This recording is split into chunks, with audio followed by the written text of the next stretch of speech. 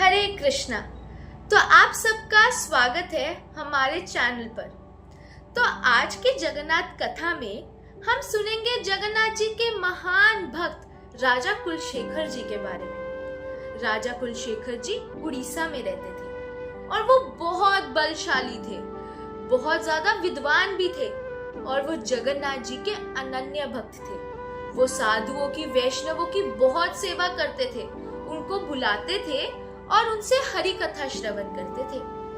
और एक दिन ऐसा ही हुआ, उन्होंने सारे साधुओं को, वैष्णवों को बुलाया, अपने मंत्रियों के साथ बैठे और क्या है, हरि कथा श्रवण कर रहे थे। जैसे ही हरि कथा श्रवण कर रहे थे तो उसी वक्त राजा के गुरु जो है वो आ गए। जैसे ही राजा के गुरु महाराज आए, राजा जी उसी वक्त खड़े हो गए और उनको क्या है, साक्षात दंडवत प्रणाम किया। जैसे ही दंडवत प्रणाम किया, उनको आसन दिया और जब उन्हें आसन प्रदान किया, फिर वापस क्या है, वो अपने आसन पर बैठ गए। फिर क्या हुआ, अचानक से क्या होता है, एक मक्खी आती है और एक मक्खी क्या है, राजा को तंग करना शुरू कर देती है। राजा के राउंड करके घूमी जा रही है और उनको इतना ज्यादा डिस्टर्ब कर रही है। तो राजा क्या करते हैं, मक्खी उनके माथे पे बैठती है तो ऐसे करके करते हैं कि मक्खी उड़ जाए। तो क्या होता है, जैसे ही मक्खी तो उड़ जाती है पर राजा के माथे पर क्या है, कुछ डस्ट पार्टिकल्स लगे होते हैं, कुछ धूली लगी होती है। वो धूली भी क्या है, नीचे गिर जाती है। तो ये सबने तो इतने ध्यान से नहीं देखा, पर जो राजा के गुरुजी थे ना, उन्होंने बड़े ध्यान से देखा कि ये राजा ने क्या किया और वो बहुत ज्यादा दुखी होते हैं देख के और वो अपना मुंह नीचे कर लेते हैं। तो राजा भी क्योंकि भक्त था तो उनको समझ आ गया कि मेरे गुरु महाराज मेरे से नाराज हैं और मैंने कोई बहुत बड़ी गलती कर दी। तो राजा के उसी वक्त क्या है, अपने गुरु के पास जाते हैं और उनसे बहुत हम्बल वे में पूछते हैं कि गुरु महाराज मेरे से क्या गलती हो गई, मैंने क्या गलती की है जो आप मेरे से गुस्सा हो। तो वो कहते हैं, मैं आपसे गुस्सा तो नहीं, पर मैं बहुत दुखी हूँ। क्यों? क्योंकि आपने क्या किया, जो आपके माथे पर रज लगी थी, जो आपके माथे पर धूली लगी थी, वो आपने क्या करी, नीचे फेंक दी, चाहे अनजाने में, पर आपने उसे उतार दी।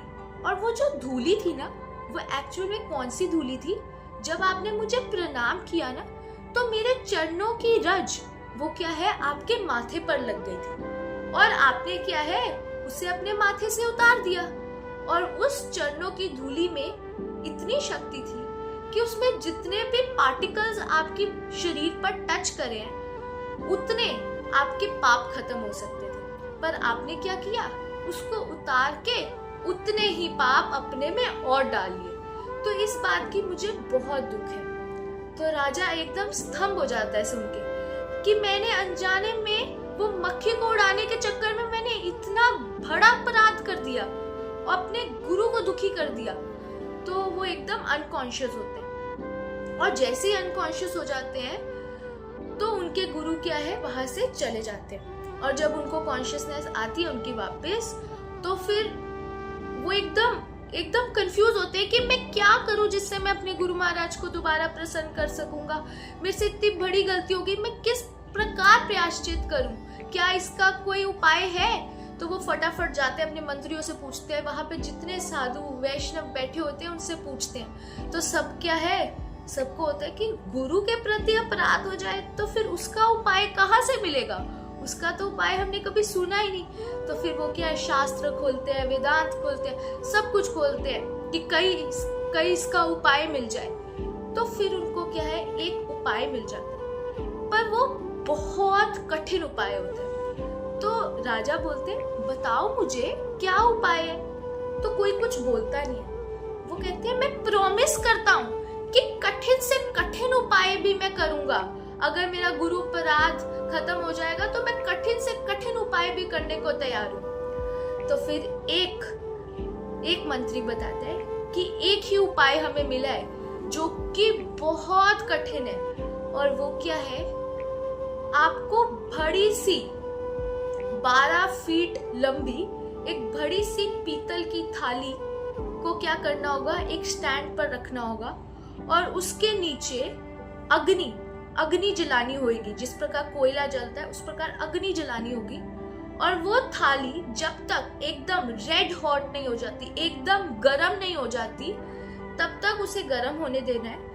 और जैसे ही वो रेड हॉट हो जाएगी, एकदम तपती हुई गरम हो जाएगी, तो आपको क्या करना है, उस थाली पर 108 दंडवत करने हैं।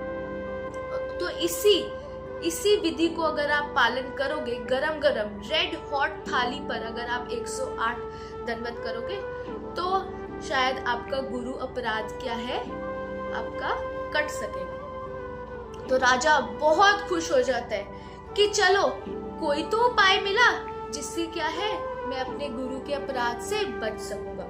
तो उसी वक्त वो क्या है, वो पीतल की जो थाली है उसका ऑर्डर दे देते हैं बनने के लिए, और फिर वो रेडी हो जाती है। तो अगले दिन क्या है, राजा तैयार होते हैं, वो स्नान करते हैं, धोती कुर्ता डालते हैं, तिलक डालते हैं, और क्या है, जगन्नाथ जी से प्रार्थना करते हैं और निकलते हैं अपनी गुरु भक्ति की परीक्षा देने के लिए।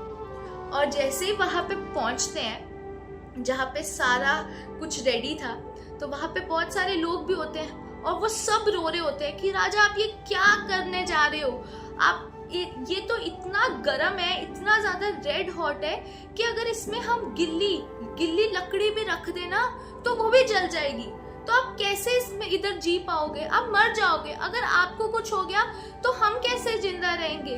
तो प्लीज राजा, हमें पूरा विश्वास है आपकी गुरु भक्ति पर, प्लीज आप ऐसे मत करिए। तो वो कहते कि जगन्नाथ जी सबके पालन करता है, तो जगन्नाथ जी वही करेंगे जो बेस्ट है, मुझे कोई मृत्यु का कोई डर नहीं है, मैं तो बस यही चाहता हूँ कि मेरा गुरु अपराध खत्म हो जाए, चाहे मैं जिंदा रहूं या मरूं, मेरा गुरु अपराध खत्म हो जाए। तो जगन्नाथ जी जो भी करेंगे बेस्ट करेंगे। तो जगन्नाथ जी का प्रसाद लेकर, जगन्नाथ जी के बारे में स्मरण कर कर और हरि नाम लेते लेते, हरि कथा सुनते सुनते वो क्या है, वो पीतल की थाली पर जाने के लिए रेडी हो जाते हैं।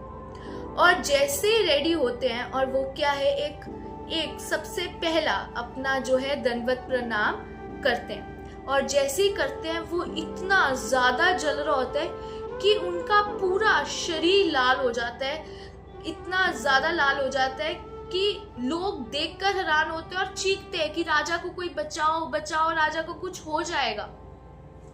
तो फिर वो उठते हैं, फिर दूसरा भी करते हैं और दूसरा करते हैं, पर जगन्नाथ जी तो हमारे बहुत दयालु है, वो कैसे अपने भक्त को इतना कष्ट दे दे। तो उसी वक्त जगन्नाथ जी क्या है, जैसे ही वो दूसरा प्रणाम करने जाते हैं, उसी वक्त जगन्नाथ जी क्या है, वो गरम गरम थाली को क्या है, एकदम वाटर जैसा एकदम कोल्ड कर देते हैं ताकि उनको कोई परेशानी हो ही ना। और फिर वो एकदम थाली क्या है, एकदम ठंडी हो जाती है। और फिर वो हैरान होते हैं राजा, ये कैसे हो गया, ये क्या हो गया, जगन्नाथ जी कितने कृपालु हैं। तो फिर ऐसे ही वो क्या है, अपने 36 प्रणाम जो है पूरे करते हैं। और जैसे ही वो अपने प्रणाम पूरे करते हैं, तो उसी वक्त क्या है, उसी वक्त ब्राह्मण आते हैं, एक ब्राह्मण आते हैं। और वो ब्राह्मण कौन थे, वो जगन्नाथ जी स्वयं थे, क्योंकि जगन्नाथ जी अपने भक्त को कष्ट में नहीं देख सकते, तो भगवान स्वयं अपने घर से आते, अपने मंदिर से आते हैं, और क्या है, वो राजा का हाथ पकड़ते हैं और राजा को बोलते हैं तुम नीचे आओ। तो राजा कहते तुम कौन हो। तो राजा को क्या है, अपना दर्शन कराते हैं, चतुर्भुज रूप दिखाते हैं, और फिर उनको बोलते हैं कि तुम सारे अपराधों से मुक्त हो और तुम्हारा जो फेम है वो हर जगह फैलेगा, और तुम्हारी गुरु भक्ति के बारे में हर कोई चर्चा करेगा। तो इस प्रकार बताते हैं कि किस प्रकार जगन्नाथ जी इतने दयालु है कि वो अपने भक्त की रक्षा करने के लिए अपने मंदिर से भी बाहर आ जाते हैं। क्यों? क्योंकि जगन्नाथ जी भक्त वत्सल है। तो हमें जगन्नाथ जी से प्रार्थना करनी चाहिए कि हमारी भी हमारे गुरु के प्रति कुछ श्रद्धा बढ़े और हम भी उनकी सेवा कर सकें। हरे कृष्णा।